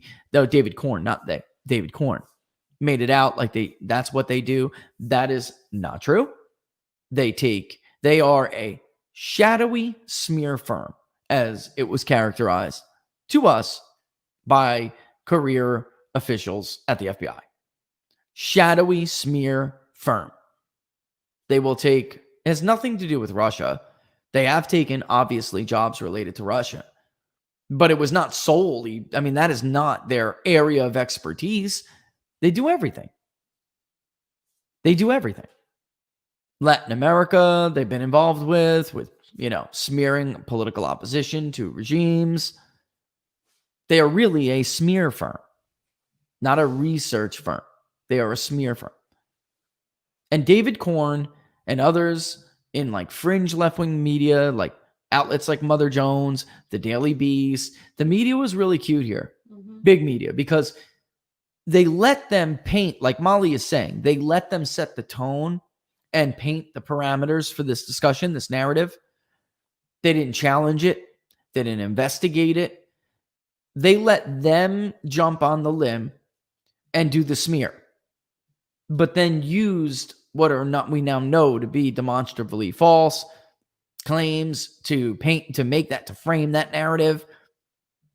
And they have like plausible denial. So like they would give them like a little, like Jake Tapper, who, I'm not saying it's true. I'm just saying, you know what? The Daily Beast reported on a document today that says a lot of bad stuff about Trump. I mean, that's what they did to give themselves like this, like separation, this like, degree of separation, and to give themselves some kind of plausible deniability to all of the stuff that turned out to be false. It was really dirty. But what happened to good old-fashioned journalism? They didn't do it. They didn't do it. It's regurgitation reporting. That's what we've called it before. Regurgitation reporting. You see a headline, you know it's going to get clicks from another outlet. So you just say, on Tuesday, the Daily Beast reported, ... link back. Then your anchor, who is your flagship anchor, CNN, Jake Tapper, is the flagship. He's supposed to be the unbiased, most credible face of CNN. And he does it. He goes out and repeats it with the quack, CNN hasn't really verified this independently. So then why are you? Then what the hell are you reporting it for? It started off, and this is David Corn, it started off as a fairly general inquiry, says the former spook, who asked not to be identified. But when he dug into Trump, he notes he came across troubling information, indicating connections between Trump and the Russian government. According to the sources, he says, there's an established exchange of information between the Trump campaign and the Kremlin of mutual benefit, unquote. That is a Tom Clancy novel. Fiction. Total fiction. It was part of an October surprise dump of Russia-Trump stories from the Clinton campaign. It didn't work, and Clinton didn't really push it in the end. She tried it first. Just to correct Molly there a little bit. She did try, but like Molly rightly points out, partly because of her own FBI troubles and partly because she was expected to win in a landslide. She didn't feel like she needed it. The James Bond myth continues. By the time CNN's Evan Perez, Jim Sciutto, Jake Tapper, and Carl Bernstein, the Watergate genius we're all supposed to bow at the feet of, by the time they really got the Russia collusion hoax going full steam in January 10, 2017, by serving as credulous leak receptacles for multiple anonymous intelligence officials, the credibility of the spy and his network were key components of the collusion narrative. And that's really where I got to go from. I can stop from there. And we do, why don't you grab like one or two questions that I'll answer before we go? We do have to cut it short. We can circle back and do it. There's a lot of tidbits in here, and you guys should go to it. But I think that she ultimately nailed it pretty well.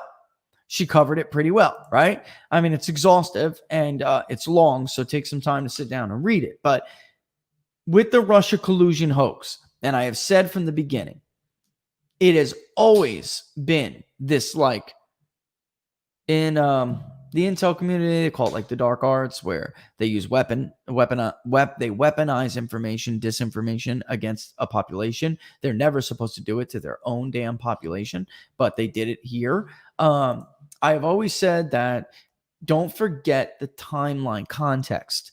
Don't forget that, because in these kinds of operations and like information warfares, which is exactly what they did to you, folks, they psyoped you. They psyoped you. And the worst part about it is the Brennans, the Clappers, the Comeys, they're not Christopher Steele's. They knew what they were doing. They knew it was fake. Robert Mueller knew in January of 2017. The hell was he doing then? He was simply psyoping you. He was trying to get female Republicans in Orange County to think Dana Rohrabacher was a Russian agent because he was too close to Donald Trump.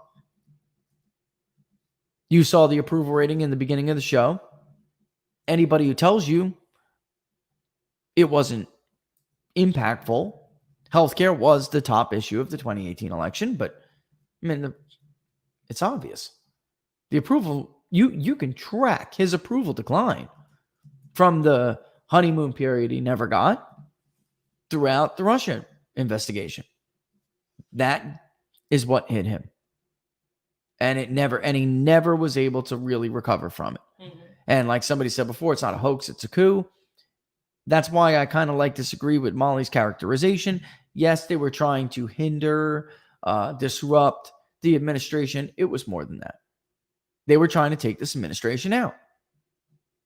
The problem Robert Mueller had, and the Democrats were relying on Robert Mueller had, is that it was supposed to have a bigger impact in the Senate.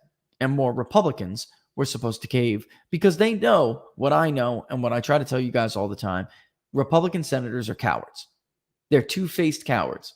They will pat Donald Trump on the back and shake his hand and tell him what a great job he's doing and kiss his butt one minute. They'll go on Fox News and they'll tell you what a great president he's been and how they agree with him on this, that, and the other thing.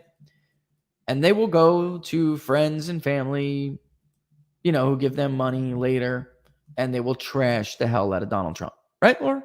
Am I not being truthful here? No, they will go to the big money GOP donors and they will they will try to convince them that a post-Donald Trump world will be a better world for the GOP. They can't stand the man. That's the truth. And they were looking for an excuse, even during the Ukraine farce. They were looking for an excuse to be pressured so greatly that they had, an argument to make to their voters, to their base. Listen, it was so egregious. It was so wrong. I had to vote to impeach. He violated the oath of office. I had to vote to impeach. They're liars. They're cowards. But part of the secret sauce, and this goes back to what they were going to use, the Russia collusion hoax, the Obama White House was going to use the collusion hoax for something totally different in the very beginning. It was multi-purposed. And it's been evolving ever since, but they always knew it was a fraud, is the big takeaway here. Don't forget context. Don't forget context, because they like to obfuscate the timeline to get things to fit, because they don't if you remember the context, right? And even going back, when Obama was still in the White House, the original plan was that they thought Hillary would win. That's number one. They thought Hillary Clinton would win. What they worried about, and you remember, again, context. Donald Trump had tens of thousands of people. Anywhere this man went in the country, he had tens of thousands of people showing up to support him at his rallies. It was not a campaign. It was a movement. And they were terrified that Donald Trump would make heyday out of voter fraud and that he would not go away. I did not lose. You didn't lose. Hillary Clinton, they rigged it. They stole it from me.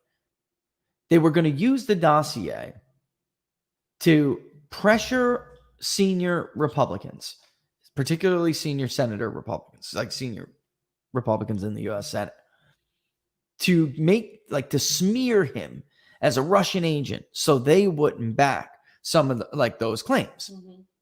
They were trying to figure out a way to put out a brush fire. It just evolved later. And then they got the Michael Flynn thing kicked off. Michael Flynn would not go along with the Obama administration lying to the country about the rise of the Islamic State. They wanted Michael Flynn gone because of that. He knew too much about them, and he was the only one, by the way, experienced. If you're going to wage a soft intel coup, you got to get rid of people who actually have experience in the intelligence community. So he knows Michael Flynn, if he was still in the White House, he would have known what was going on.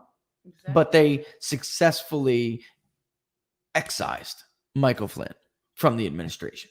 Because they were afraid. They were afraid of him. Absolutely. They were terrified of Michael Flynn. And there were rumors about him cleaning out the FBI. That's right. And from ISIS, Laura, the National Security Council. ISIS to Iran, all across the board. There was so many bodies buried in that basement. They needed him gone. And then they could never have done this crossfire her hoax if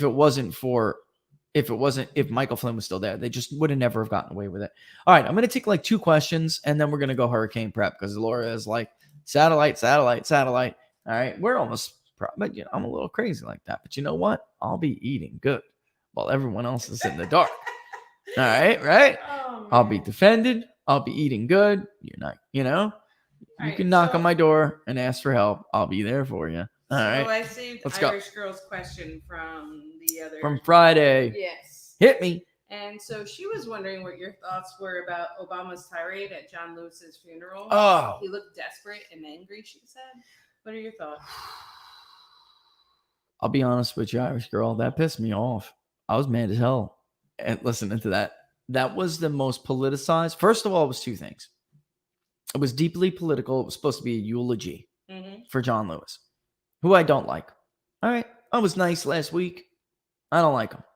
I respect what he did in the beginning of his career, but I took him to be a hateful man who could never forgive and let go. And I took him to be a very irresponsible man to do what he did when Trump was elected. To call the president, again, the Russia hoax, to entertain the idea was a traitor and boycott his inauguration because he's a racist. Deeply, deeply irresponsible. He's been around Congress long enough. He should know that theater, because it is theater, that's for you folks. That's not for them, right? Yeah. To believe. That's to dupe you with, and then everyone, clashes the champagne glasses later. When you take it that far, then you're just totally over the line. You're over the line. Should never really be taken anywhere to begin with in a perfect world, but you're totally over the line when you start to believe your own lies, right? Anyway, Obama's speech was two things. Extremely political when it was supposed to be a eulogy about a man, and deeply dishonest. There was so many lies in that speech. From the myth of voter suppression, we're going to rehash this Georgia thing again, helping to support the lie by Stacey Abrams and others. She and others have lost because of voter suppression. We went over this all last week, folks. Barack Obama does not want to do this year, so everybody has a chance to vote. We went over the 3 reasons why this is not the same even as prior efforts, and that why the only logical conclusion would be that you want to cheat. To me, Barack Obama did look a little desperate. Yes. And I know, and people, you guys should know this too, just from other reports, Barack Obama did not want Joe Biden to run. He never really did. He doesn't believe Joe Biden has it in him. No matter what he says publicly, he fears Donald Trump is going to thump him. That's why, though, they all do, by the way. They all do. They're all full of crap. That's why they want to keep him hidden in the basement. That's why they want the media to tell the story. That's why they don't want to let him debate. If you don't think they're going to try to get him out of this debate, you're nuts. They may limit it to 1. It may be no audience, no nothing. They will give him every damn question ahead of schedule. You will not find out until 6 months later when someone leaks it. They are going to run as much of a quasi-election as possible because Barack Obama knows damn well, all things being equal, Joe Biden's a worse candidate than Hillary Clinton. Right? What's worse than a corporatist Democrat, old white woman? A corporatist Democrat, old white man. They both have the same records on trade. They have the same records on immigration. They got the same records on war. They're all a bunch of flip-floppers who lick their finger to see which way the wind's blowing. They got no core. They don't stand for anything. No, they do. They stand for They stand for the K Street. Yeah, that's right. Yeah, K Street, Wall Street. Yeah. That's true. I stand corrected. All right. But, basically, that's a good question. I just read. I'm sorry that it interrupted my train of thought. Yeah, Reed's question is a good question. That's what I was pointing to. You know what? Now there is the look. Let me put that up actually. Okay. Can I put that up? And let me just wrap up my thing here. Barack Obama is scared he always was. By the way, Donald Trump was the only one Barack Obama was afraid to run against in 2012. The only one. And the only real book about Barack Obama's young life before politics, the only real book it was a left-winger wrote it. He's a leftist, basically a socialist. But he did a really good job and dug into things we were never told about Barack Obama. Mm-hmm.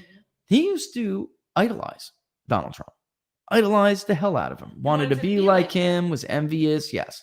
And in 2012, the team was actually terrified of Donald Trump. And that's the truth. They were not worried about Mitt Romney. That was a gaslight. Oh, I'm worried about Mitt Romney. And they did that to stop you from voting for Newt Gingrich, who would actually maybe not have won, but he would have made the case. Laura thinks that always when you paint, like Reagan said, when you paint big choices, that you have the best chance, right? So that there's an argument to be made for that. I just don't know how likable Newt was, but he was very factual. Yeah, he was very well. The electorate just never got a chance to really know him again as a presidential candidate. I mean, he was beaten by Mitt Romney.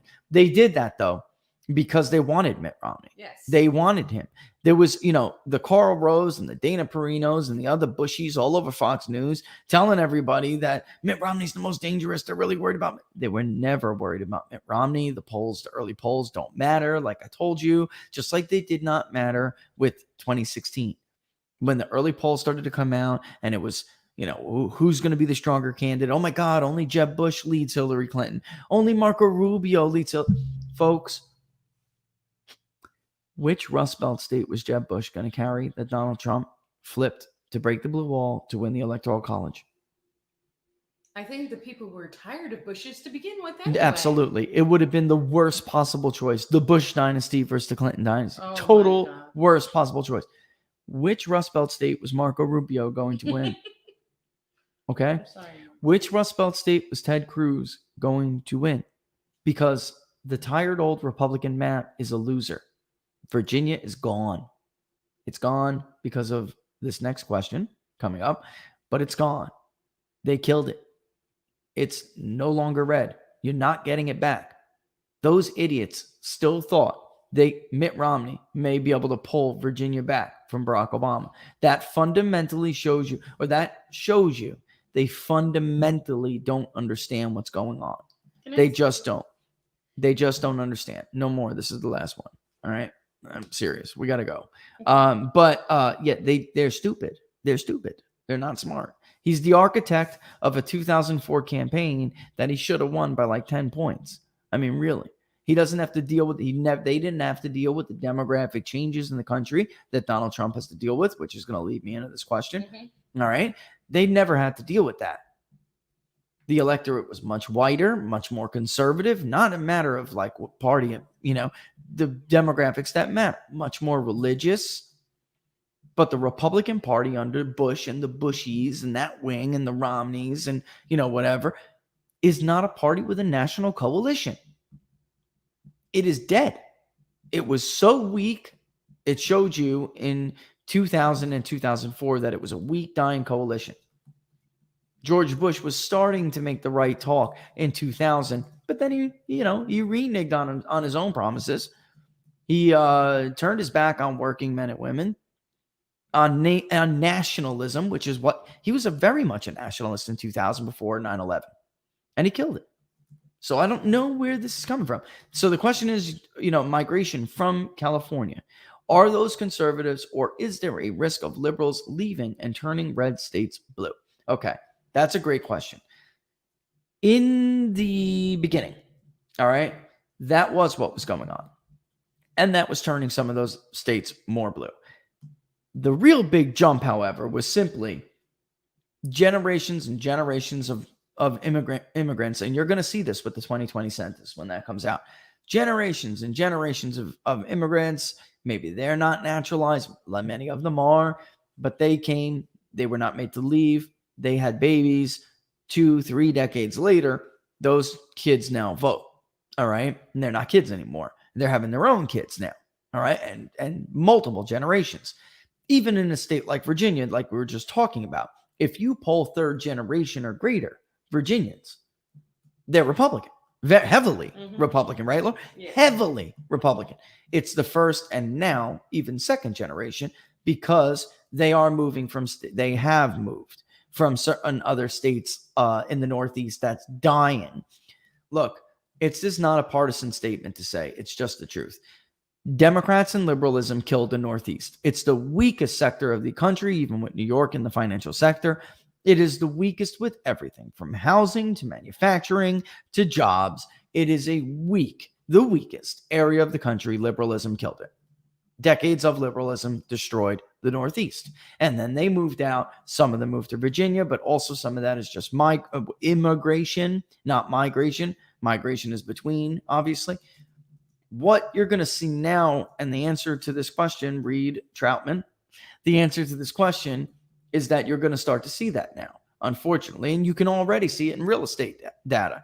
They're going to leave places like Minnesota, and they're going to run to places like Ohio and Iowa, maybe even, it depends where in Minnesota they live and how far those movements start to spread. But people who leave, they're going to go to areas that more closely reflect them. We've seen that before, just like we've seen people leave California and go to Arizona or Nevada because they still, they like that region. They like that it still resembles home to them, but they've left because of taxes or whatever it may be. So the answer is there was a period of that, then that actually kind of stopped. And there's been a lot of studies on that. And now, though, with everything going on, I think it's pretty safe to say that's going to happen again. And Republicans have a big problem. I mean, I'm not really, outside of just simple real estate evidence, I really don't have it, but I'm just saying it's call it a gut feeling. I do think that's going to happen. I do. And Republicans again, which leads me into what this week really, because I got on tangents with everything else. This week, for the next couple of days, if the hurricane doesn't take me out, is going to be about the long game. All right. Democrats play, and Laura and I were like, what are we going to do with this show this week? And over the weekend, we were doing this because we've been wanting to talk about Maine. People always ask questions about Maine and even Connecticut. We wanted to do, how are we going to do this? Democrats play long ball. Okay. They play the game for the long run, right? Once upon a time, Maine was. Yeah, I mean, it was. Look, the White Christmas example I was talking about with Vermont, right? Mm-hmm. Democrats play the long game, and Republicans are very short-sighted. And you know what? Too, part of it is one is a true ideology, one is a way of life, and they just want to be left alone and live their lives. And I get that, but there are areas. I was just talking about the dying Northeast, where migration has presented opportunities. They've done nothing about it. So that is what we're going to talk about this week, all together with, of course, I'll always throw in the headlines, this, headline du jour a little bit if people need to, but that we talked about voter fraud and the difference last week and voter fraud and the potential for it this time. This is why Republicans should really not have had their heads up their butt so long. Now they're complaining about the radicalism in school systems. Where have you been? Now they're complaining about how tight Arizona is. Where have you been? And they've done nothing to offset those changes in the Electoral College. Donald Trump single-handedly presented a way forward. Maybe you don't like him and his style, but the message is the way forward for the Republican Party. If they want to remain a national force, this census is going to be bad for Republicans. It's going to be bad. I've read you some of it already about education, the differences in naturalizations. It's not a good trend. It's just not. So you got to start looking elsewhere. So we'll dovetail that in. All right. Anyway, don't forget. She's trying to get one more in here. I see her face. Fine. All right, give me the one. Give me one more. Give me one more. It's 12:48. No. Oh, now she's not doing it. Nope, I don't want I'm it. going to save it for Tuesday. Save it for Tuesday. Jason, okay. Your question will be answered on Tuesday, and Irish Girl, your question as well. All right. And then Barnes, Wednesday. Barnes, don't miss it. I think we have the backup situated. I think it doesn't matter what the hurricane does. All right. Normal time. All right. Actually, hold on. Mm-hmm. Laura, thank you. So he's looking to do maybe something separate at 2 p.m. We'll see. That's smart, right? That's probably smart to do. We'll see. All right. To be announced. TBA, folks. TBA. All right. Don't forget to subscribe before we leave here to the YouTube channel. I am ecstatic that we're less than 100 away from our first goal. All right. I'm thrilled. And also, of course, mosey on over to Facebook. Once you're done doing that, I know you guys use Facebook. Don't play with me. All right, go to Facebook, like the page, People's Pundit Daily. And the best way, of course, to support the show is to subscribe to PBD, which you could do by going to peoplespunditdaily.com, finding digital subscriptions, or just take the short link, pbdnews.us/subscribe. pbdnews.us/subscribe. And to everyone who has done that since the start of the show, clearly an uptick, clearly a trend booster. We love you. Really do. All right. So join us, folks. If you're in the path of the storm, be safe, be smart. Make sure you got everything you need. All right. And we'll see you back tomorrow. All the best, folks.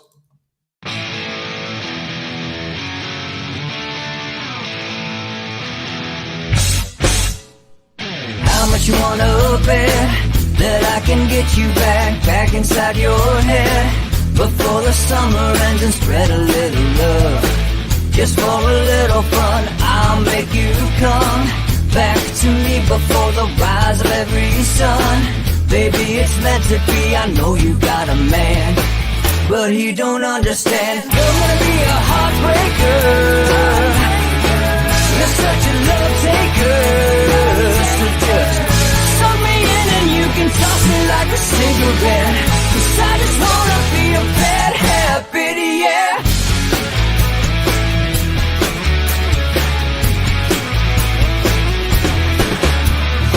Rhythm in our love, it's impressive, excessive. You can't make this stuff up. My chest beats, it's restless, wakes the neighbors up above. Yeah, baby, come and show me love. Baby, come and show me love, because you're gonna be a heartbreaker, you're such a love taker. So just suck me in and you can toss me like a cigarette, 'cause I just wanna be a bad habit, yeah.